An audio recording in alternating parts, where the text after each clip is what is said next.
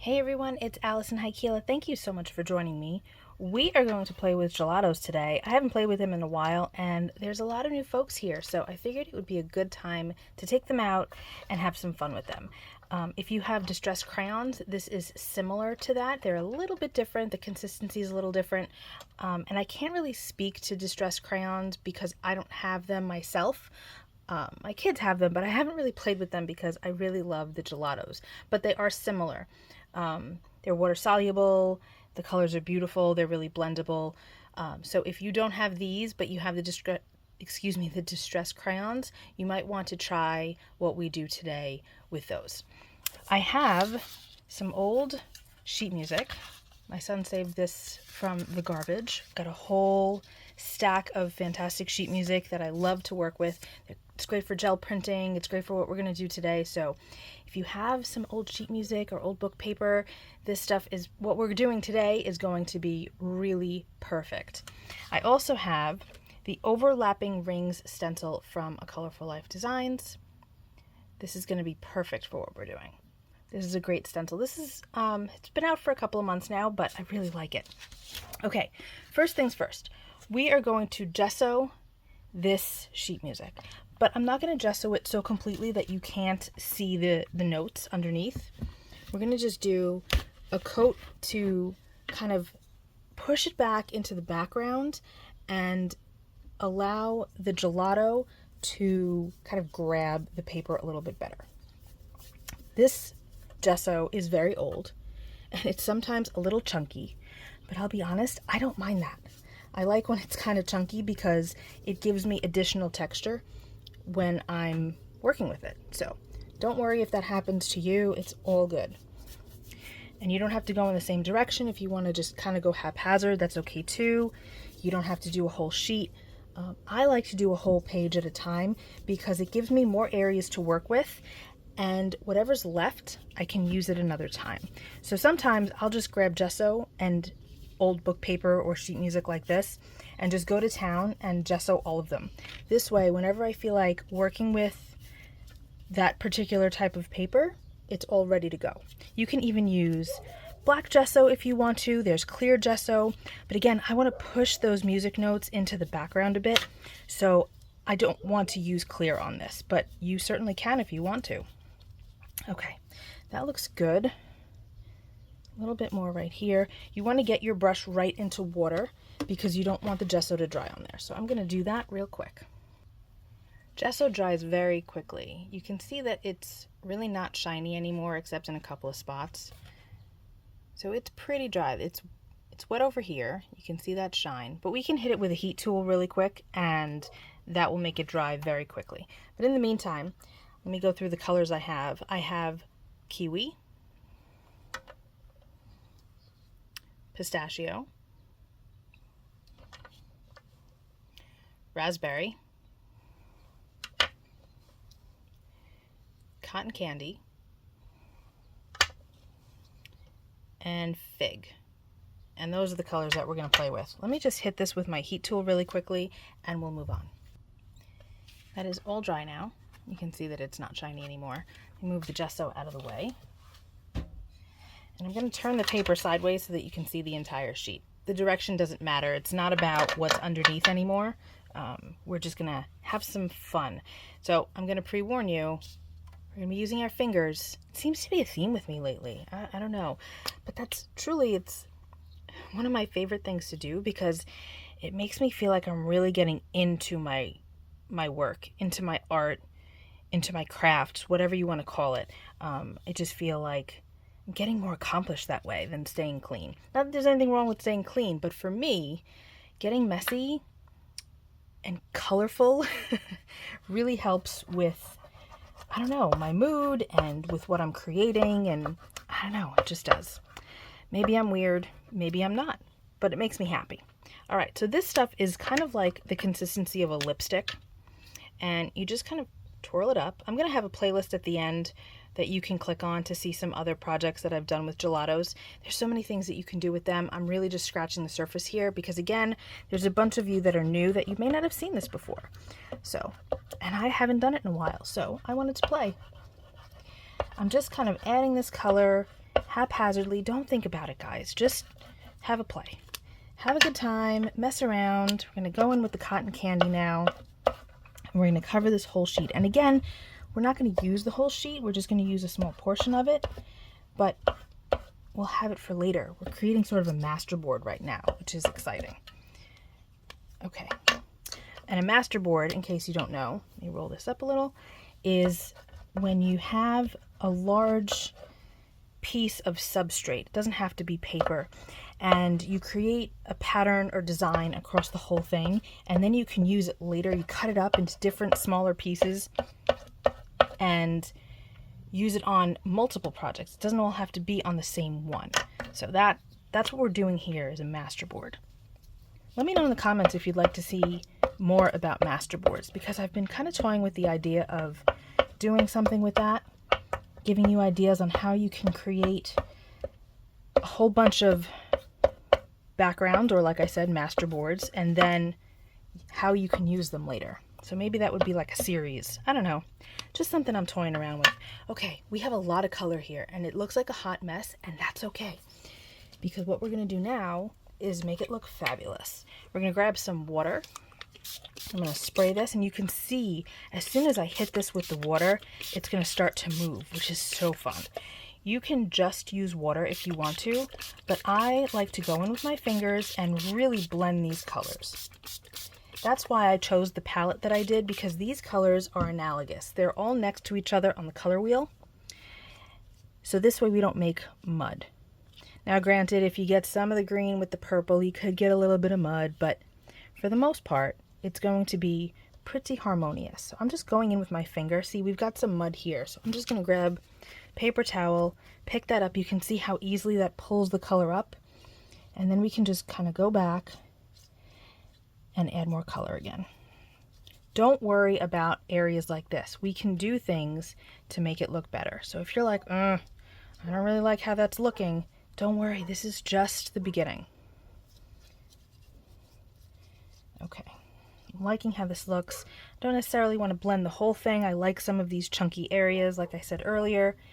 And we're going to just pick some of that up. Look at that texture that we have from the paper towel. Isn't that fun? Okay. Now we need to let this dry too. So we're going to let this dry down, and then we'll move on to the next step. I like this. I think we need a little bit more of the raspberry here. Just a little bit. A little bit more. Good. All right, we're going to let this dry and move on. This is pretty dry now. You can see that there's a little bit of shininess happening, but it's fine because we're not using this whole panel right now. So now we need to figure out where we want to use this stencil. So I'm thinking, I really like here. I really like what's happening here too. I think we're going to go with this area. I think that that's going to be nice. All right, so I'm going to apply this, and we're going to use some tape, which isn't going to stick well. I'm going to tell you right now, it's not going to stick well, but it's fine. We just need it to kind of be in place so that as we do the next step, we don't move it much, because that will affect our design. I'm going to tape this not only to the paper, but also to my glass mat here. I'll add a little bit more on this side. This washi tape is really not a great quality. It really is a low tack tape. So, okay. Now we need baby wipes. You can also use a paper towel, a napkin. You could use a tissue if you want to. I always have a pack of baby wipes in my studio space for various things, and this is one of the reasons. Okay, we're going to just take this. This is so fun, you guys. All right. We're going to just scrub away the color. So all of the negative space that's exposed, we're going to just rub that baby wipe, and we're going to remove that color. It's not going to completely come off, and that's okay. It's going to look fabulous. And you'll be able to tell when you need to move positions for your wipe when it's not really picking anything up anymore. and that happens. So you might want to use 2 at a time, you know, in one sitting or what have you, depending on how much color is laid down and how much you're picking up. But once you see that it's not really picking anything up, you're going to want to switch. Just refold it or turn it around or whatever. Want to make sure you get into all the little crevices. So for this technique, you want to use a stencil that has both wide open surfaces and wide positive surfaces. So this would be the negative, all right, the parts that we can see the paper, and the positive is the actual mylar. That's what stencils are made of. So the reason for that is because it's going to be pretty tricky to apply the wipe or whatever in really narrow spaces. So you could see here, it's pretty tight. I can do it, but it might not be perfect.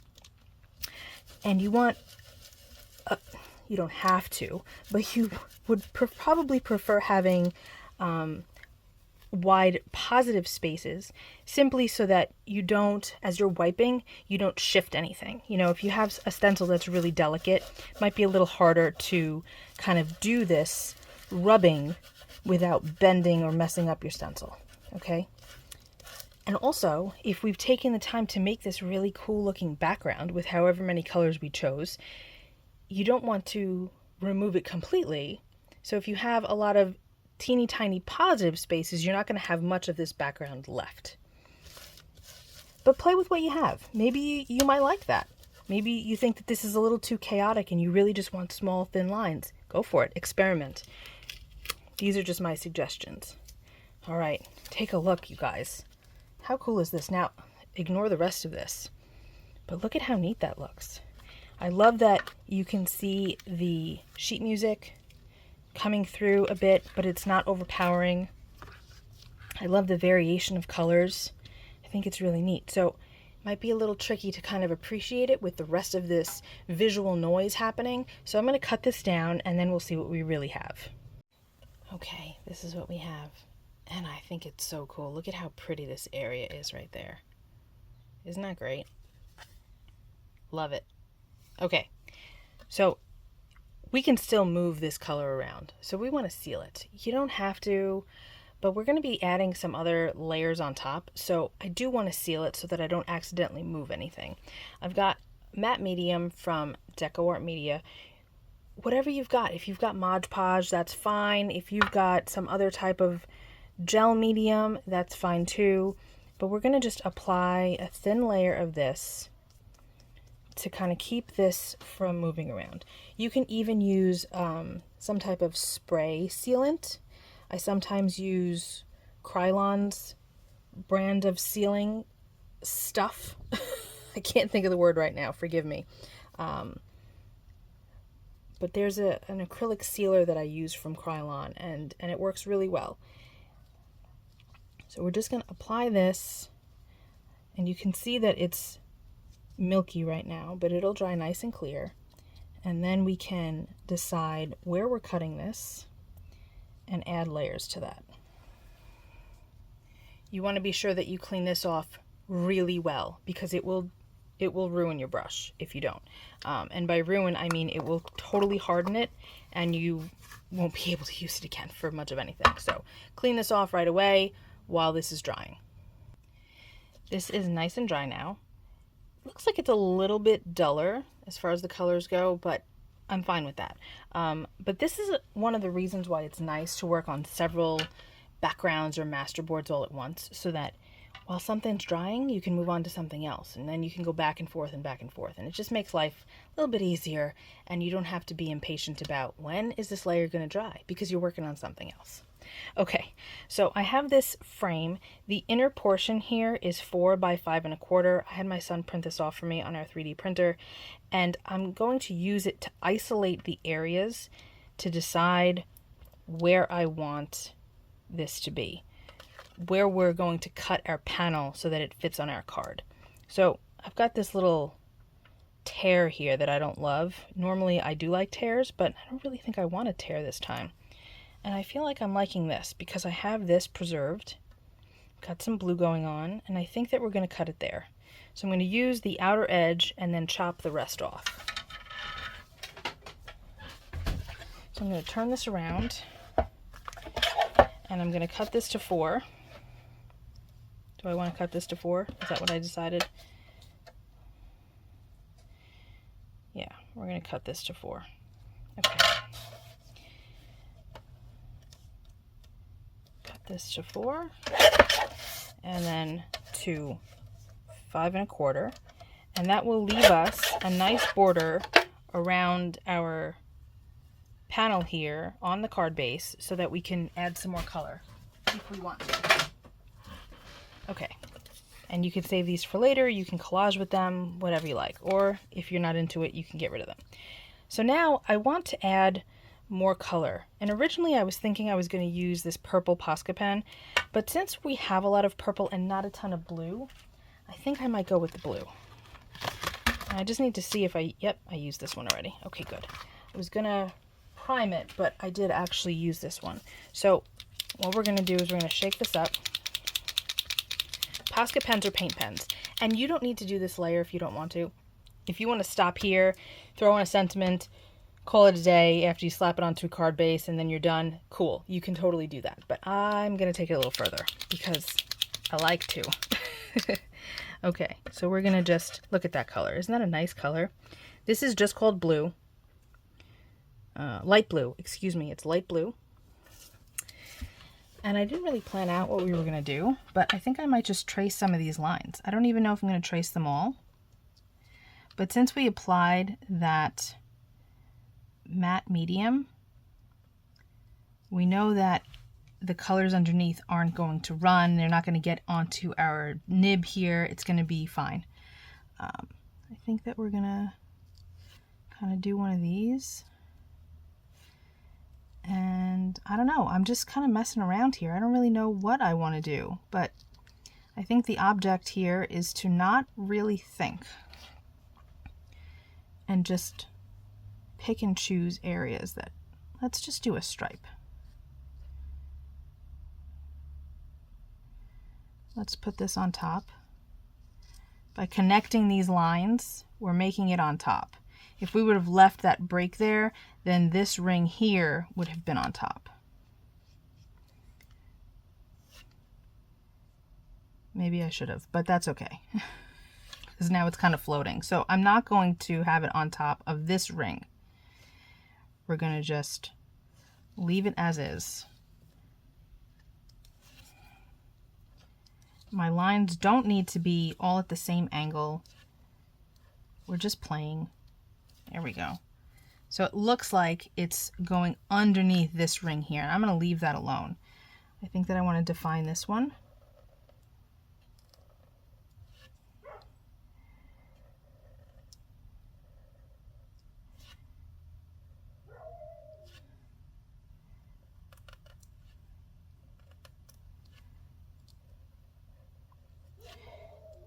And we can just decide how we want it to go. Do I want more stripes? I think I do. I think I like the stripes that are happening. So we'll just do that. We can, you know, do something different and use like dots or squiggles or whatever, but I think I want to just keep it cohesive and make them all stripes like this. See that? That's fun. Let's work on this one here. And if you're not exactly sure where the ring starts and ends, doesn't matter. It's not about making it perfect here. It's just about sort of playing with it.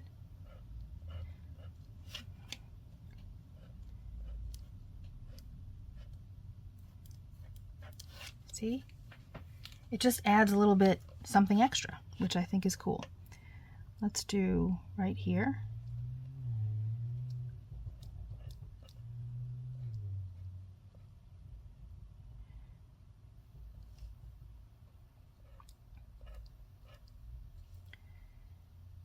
And maybe we'll just fake it, right? Because I'm not really sure what's happening here. The shaping got a little lost, but it's fine. I like it. Do I want to do another one? I feel like I need another one. Let's do down here.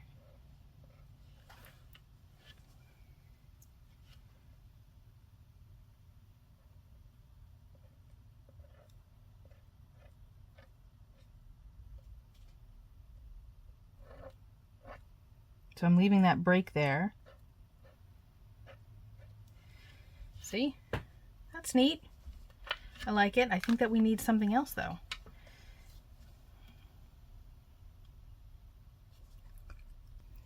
All right, I've decided we're going to add some of the purple. So this is a brand new Posca pen.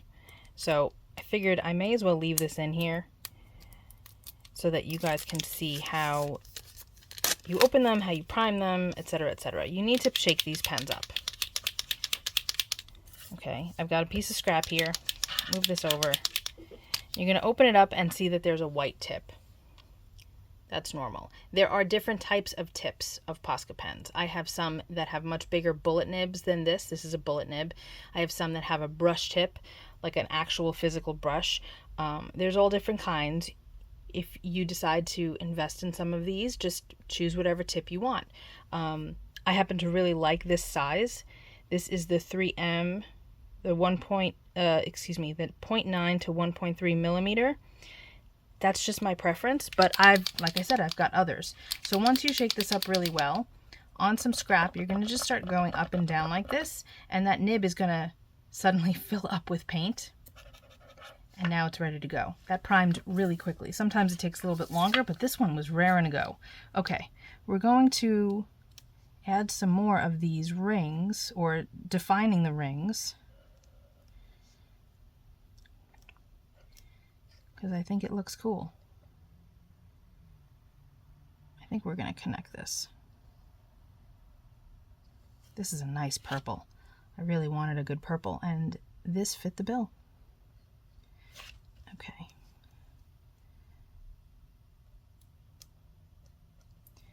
So let's do some more of those. I have to connect this because this is on top.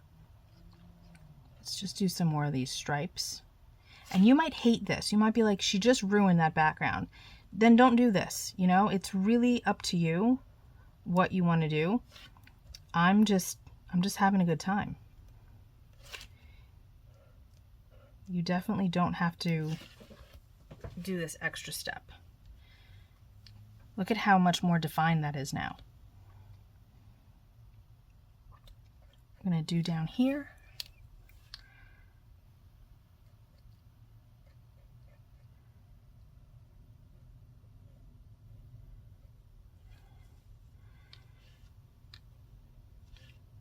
I'm trying to think of where I want it. Let's do up here. I'm going to flip this around.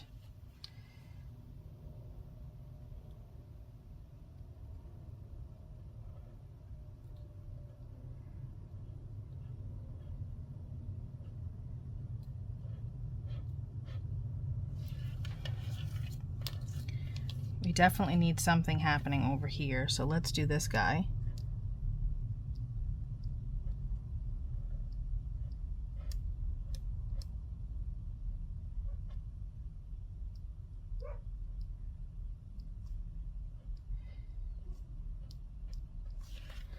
And then we'll do this one right here.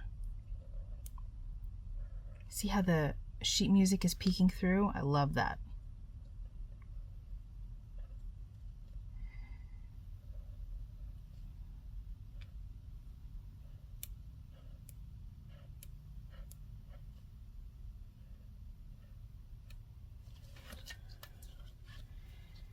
What do we think? I think that that's fun. It's different. We can still do more stuff to it if we want to. Because you know I'm going to have to add some splatter. Because that's how I roll. Gotta have the splatter. Especially with something like this, I think it's just kind of begging for it. And then we'll just add a sentiment and see, you know, see what we see. Okay, so what are we going to do for splatter? Let's see. Okay, I had one more section down here, and I grabbed Ultramarine Violet Fluid Acrylic, and I'm gonna, oh, That just spewed everywhere. I'm gonna put that on my mat right here. And I've got a brush and a cup of water. And we're gonna just thin this out. And then add some splatter. I did not want to use a distress spray stain or fireworks spray or anything like that because I'm worried that it's not going to stick well. It might because of the matte medium that we used, but sometimes when you start working with all of these other mediums and layers and stuff, that stuff can be a little finicky. Sometimes it doesn't dry and you can just wipe it off when you touch it. And when I finally send this to somebody, I don't want them to touch the card and then it rubs off, right? So I know that the acrylic paint is going to stick and I don't have to worry about resealing it or it doing anything that I don't want it to. It'll be fine. Okay, there we go. Big splatters now. All right, that's good. I like it. Let's hold it up to the camera. That's fun. Part of me wants to do the rest of these circles, but part of me is like, oh no, we're not doing that. So we're not going to do that. I am going to wipe this up. I have a little bit too much paint on here, but it just kind of basically fell out of the bottle. So, all right, I like this a lot. And I think that it is screaming for Twisted Citron. So, yes, I just said we're not going to add distressed stuff on top of this because we don't want it to come off, but on our card base, that could be quite nice. See, we've got this fabulous border. Look at that. How nice is that? Okay, so while this is drying, we can add this, and we need to figure out a sentiment of some kind. It's not quite the right shade. That is okay. We can fix it. I'm thinking some peeled paint on top of this will be just what we need. Peeled paint might have been the way to start, but I kind of just wanted to use Twisted Citron. Let me grab that. All right, here's our peeled paint. And it does look pretty close to that, what is this color? Pistachio. But it's all right. Look at that. It kind of makes it glow. I love using these two together.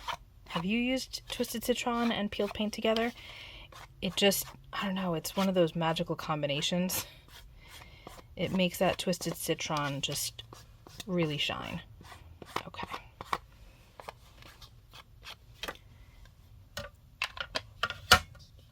Okay, take a look. Oh, that's cool. I like it. All right, we need a sentiment, so let's figure that out. All right, so I've got this die that says awesome from Stamp Anything, and I die cut it out of purple. And it's cool, but it doesn't really show too well. So we're gonna do a trick that I did recently where, since this doesn't have a shadow layer, we're gonna make our own. So I've got this piece of cardstock. I don't even know who this is from. It's ridiculously old, but I'm going to put this here like this, and then I'm going to take a pencil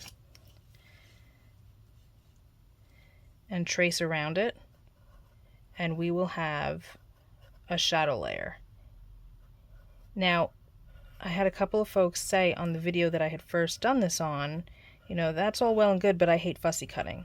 Or you should use an electronic die cut machine, like a Cricut or something. I don't have any of those machines. So if you've got one, by all means, if you know how to do it where you can kind of create your own shadow layer, have a blast. But Alison doesn't have that, so I'm using what I have. Use what you've got, right? So if you have that and you can do it, cool. Those types of machines aren't really my thing. No shade, but I don't mind fussy cutting. So that's what I'm going to do here.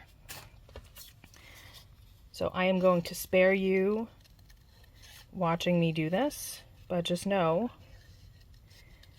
that we're going to cut this whole thing out and we're going to wind up with a perfect shadow layer for our awesome. Okay, let's take a look. That looks good. I love that. That's fun. This now has an 80s vibe to it, and I love it. I am here for it. To go with the awesome, I needed a your. So this is what I always use. I use Purrfectly Wicked, and it's got this, no matter how you stir it, your, etc. You can make the sentiments how you like, but I'm going to just use the your and awesome. And I've got a piece of the leftover paper from the sheet music, and I've got VersaFine Clair in Monarch. I love this purple. It is truly a blurple. What is a blurple? A blurple is a bluish purple as opposed to a pinky purple. And I much prefer blurples over pinky purples. Push this down on here. Don't love that. We'll use this part. I pushed it too hard. You want to be careful when you're working with fine line word stamps, because if you push too hard, you get them to kind of spread out, and then you don't get as good of an effect, right? So you can see that the RE is a little fatter than the YOU, and I don't really love that. So this is much better. And now I'm going to just tear it. I'm going to take the piece that I want to remove and bring it towards me, because that will give me a nice rough edge. Okay, same thing. I'm going to take the piece, tear it towards me, the part that I want to remove, and it gives me a nice rough edge.